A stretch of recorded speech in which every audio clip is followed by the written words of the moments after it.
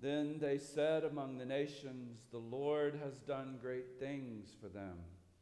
The Lord has done great things for us, and we are glad indeed." In the name of God, Father, Son, and Holy Spirit, amen. Please have a seat.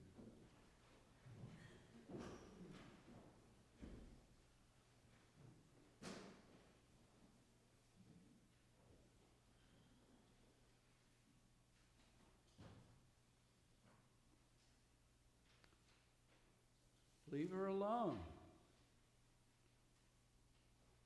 She bought it so that she might keep it for the day of my burial.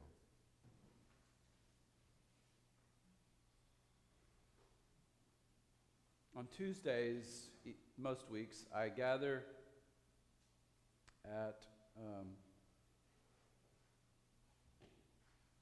a St. Louis Bread Company with some colleagues, and we do a little lectionary sermon discussion group each week. And this past week, one of my colleagues told us a story of an experience that this gospel reading had reminded her of.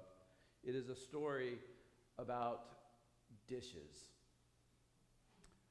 Not just any dishes, but her grandmother's good china, which, upon the death of her mother, my friend had received.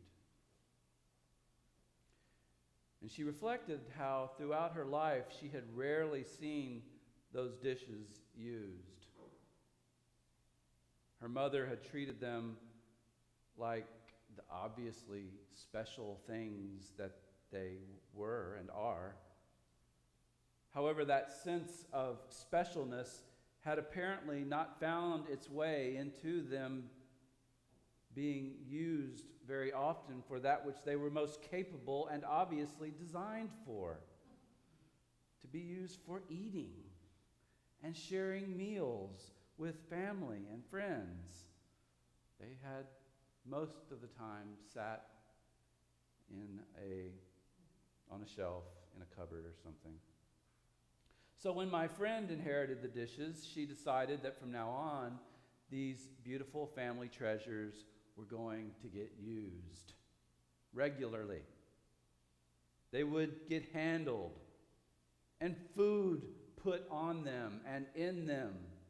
They would get washed by hands that loved and cared for them.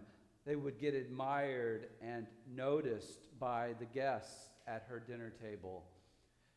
And yes, she conceded on occasion, one or two of them might get damaged, maybe even broken,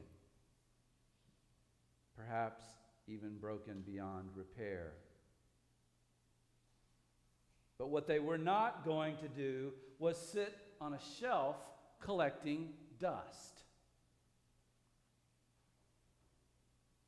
It is, I thought later, after hearing my friend's story, the risk one takes for something or someone that we love. It is the risk we take when we love. We are all guilty of this, one way or another. At one or more times in our lives, something we love elevated to such a status of importance that the very thing for which it was intended becomes off limits, making the object essentially obsolete, useless. Now, if it went so far as to only be material things, dishes and the like, to which we do this, that would be one thing.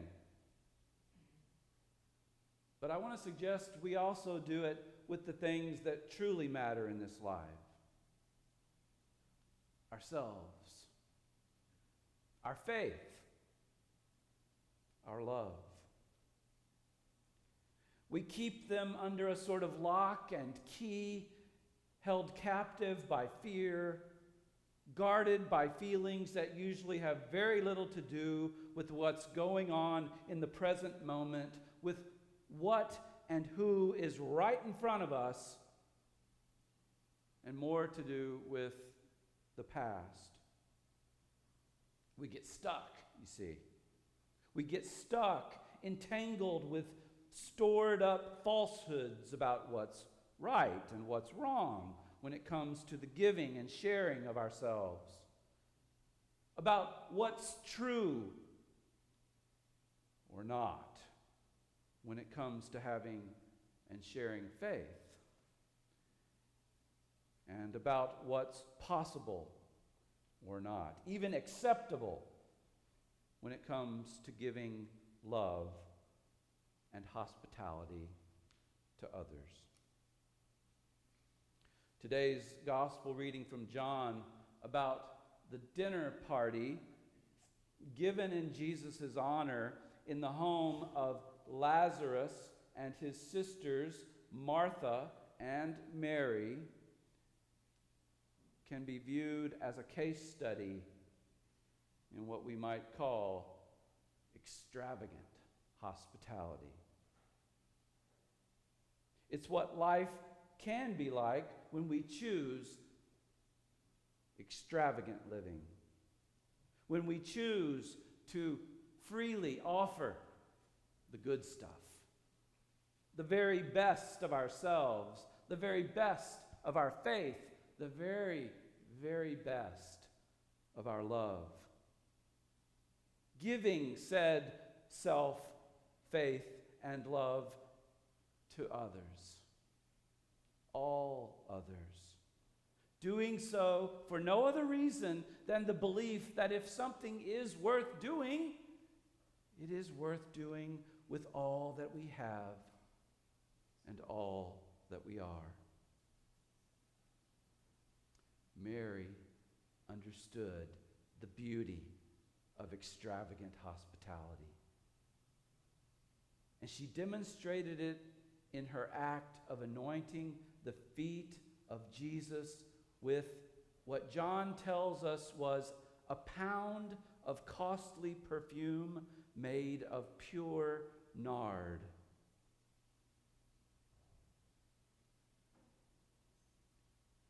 It must have been quite a gift. Nard comes from a plant in the Himalayas. It was something that had to be exported into Palestine. It was not the kind of thing the average person could even afford. Many, many wages, months' worth of wages would have been needed to purchase such an extravagant thing. But she had such love and gratitude towards her dinner guest, Jesus. Her brother Lazarus, remember, was the one Jesus had raised from the dead. She was so filled with gratitude and love towards Jesus that she literally filled the house where they were dining with the smell of her love and gratitude. Yes, love and devotion and gratitude can have a smell. In this case, the perfume scented with nard. Yet such love and devotion can take the form of many smells and tastes. Earlier this week, on a damp, cold, rainy day, I paid a visit to a member of this parish who has been unable to attend church here for some time due to health issues. I was greeted at the door with what could only be the smell of a freshly brewed pot of coffee and an invitation, though it was the first time we'd ever met, to come in and take off my wet raincoat And would I like a cup of coffee? Would I? In that moment, love and devotion smelled and tasted like a cup of rich, dark coffee. Though Mary could not know it, she literally demonstrates a foreshadowing of love and devotion that will be shown to Jesus upon his crucifixion and death with the ritual anointing of his body for burial. She has no way of knowing that in little more than a week's time, Jesus will be dead, and she will be remembered as one who did not hold back her love for him when she had the chance. In this way, she also foreshadows the kind of love and devotion expected of every follower of Jesus. Everyone. All of us who choose the way of Christ, the way of love. Mary shows us the way. How might you and I follow Mary's example in our lives? How might extravagant hospitality become the distinguishing characteristic that sets you and me and Church of the Good Shepherd apart? How might we choose to not hold back, to not ignore the opportunities to share ourselves, to share our faith, to share our love and devotion to God with whatever situation is right in front of us, with whomever is right in front of us? How might we let the Spirit of Christ that lives within each and every one of us be seen and felt and heard, and when necessary, smelled and tasted? How we answer questions such as these is what makes the difference in our lives. The difference between lives that sit on the shelf and gather dust versus lives that are taken off the shelf daily and put to good use, risking, daring to love, all for the glory of God.